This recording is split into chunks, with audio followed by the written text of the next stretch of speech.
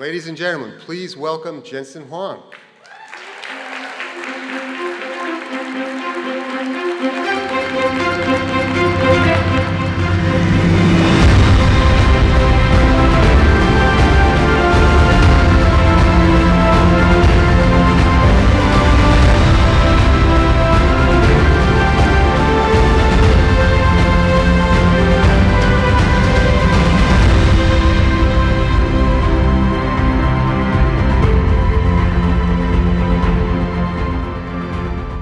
Ruby asked if he could take that for me.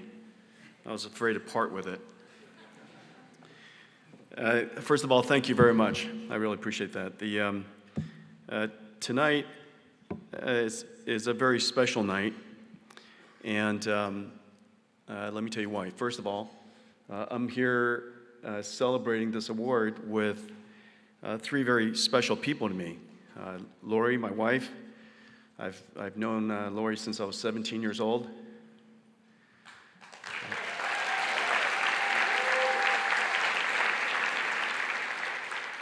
You know, building NVIDIA, we didn't do everything right, but I did that one right the first time.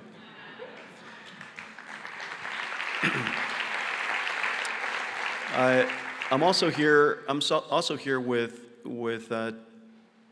unquestionably two of the most achieved and impactful and consequential engineers the world has ever known.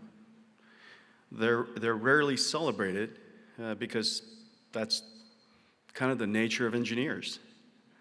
They love the work that they do, but they're always in the background.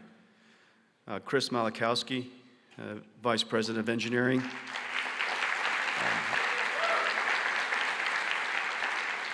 Chris and I and Curtis started the company together. Chris was the first VP of Engineering. And of course, you just heard from John Rubinstein. Between the two of them, Ruby built, of course, the Titan supercomputer, but you might have, through his short introduction of himself, realized that he built the iMac, the Mac, the MacBook, the iPod, the iPhone. You might have heard of it.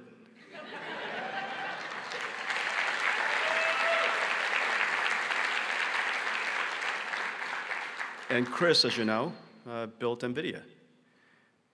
NVIDIA and Apple, two of the most technologically achieved company in the history of technology. The two vice presidents of engineering are sitting right there.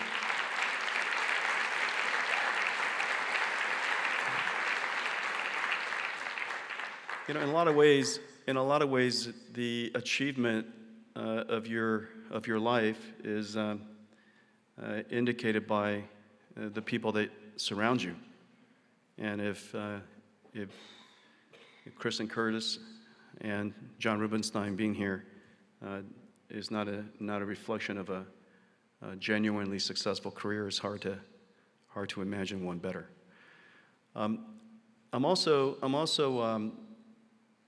Tonight's also special because the award represents invention and innovation. It's something that I would say that at the core of NVIDIA, what we're always about. 30 years ago, I guess 33 years ago, when we first started the company, we had a dream of reinventing the computer to do things that normal computers can't. And we started during the time when the PC revolution was in full steam. And it was hard to get anybody to pay attention to reinventing a computer that was just recently invented. And so the PC revolution was going in full steam, and here we are talking about a new computing model called accelerated computing. Part of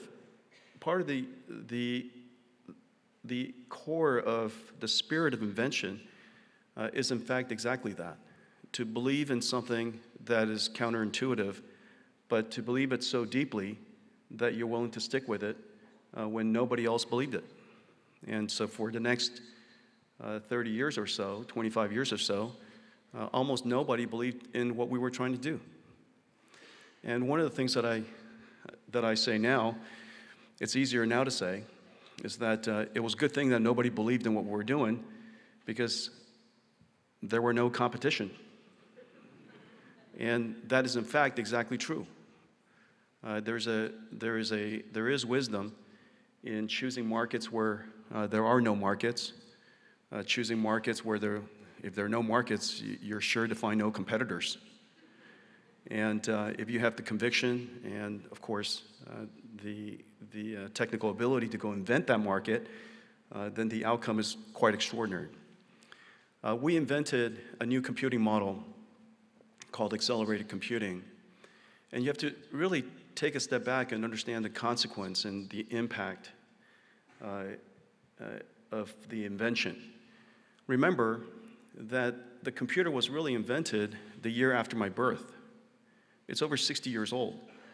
For 60 years after the invention of the IBM System 360, the single most important computer ever created, the modern computing approach has remained the same. The idea of the separation of hardware and software, the idea of an operating system, I/O subsystems, multitasking operating systems, architectural compatibility over generations, the recognition that software investment is important, all of that was really described for the first time 60 years ago, over 60 years ago, at the announcement of the System 360. It remained, all of the words that I just described, remains largely the same in the computers that we use until today. And so the idea that we would reinvent such a thing that has been the foundation of the largest technology industry the world's ever known is both ambitious and bold. But nonetheless, we stuck with it. On first principles, we believed it. And one day, the invention met innovation. We stuck with what we were trying to do for a very long time, and we evangelized it for decades. And we observed one day there was a new way of developing software as a result of the work that we did. Instead of humans coding software that would run on computers, there would be a new type of software that would be created. And the way that you would develop software in the future is using machines to learn it. The discovery of machine learning led to deep learning led to AI that you know today. We observed the importance of that new approach of using machines to write software that no humans could. And as a result of that, enabled what is now known as the AI revolution. We observed, thank you.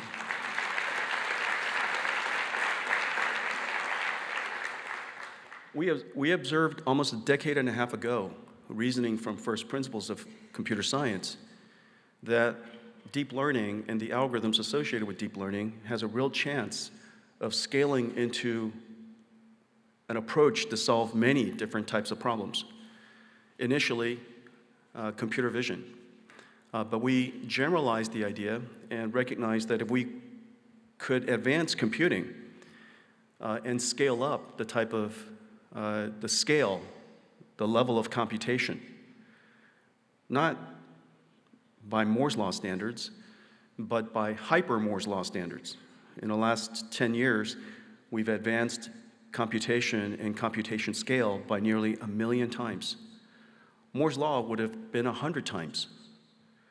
And yet we were able to scale computation by extraordinary levels, leading to some incredible breakthroughs in artificial intelligence, starting with perception, led to generative AI. We are now in the age of reasoning AI. We call it agentic AI, AI that can perceive, understand the world, understand context, reason and plan, use tools, leading to the next phase of artificial intelligence we call physical AI, but basically robotics. The idea that software and computers could now understand almost any language. It can understand, of course, numbers. We know that it can understand words. But to imagine that it can understand images and video, understand physics, the language of biology and chemicals and proteins and understand DNA. The ability to understand nearly any language and to be able to translate to any other language led us to an enormous number of breakthroughs, and some of them that we saw today. We have not only reinvented computing, we have now reinvented what computers can do. And as a result of that, every single industry is affected. This is now going to be the single largest technology breakthrough that the world's ever known.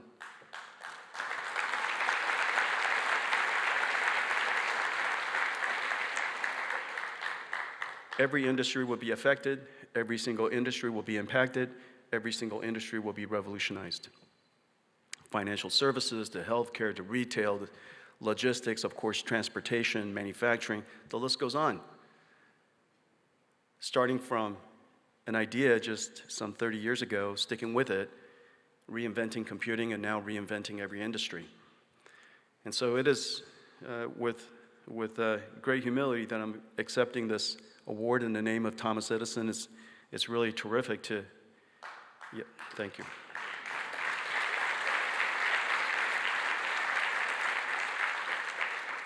It's terrific to be recognized for something that you believe in and recognized for something that you love doing. But mostly, it's terrific to be recognized for an award that is at the core and at the heart of all of the employees that I represent at NVIDIA. So thank you very much.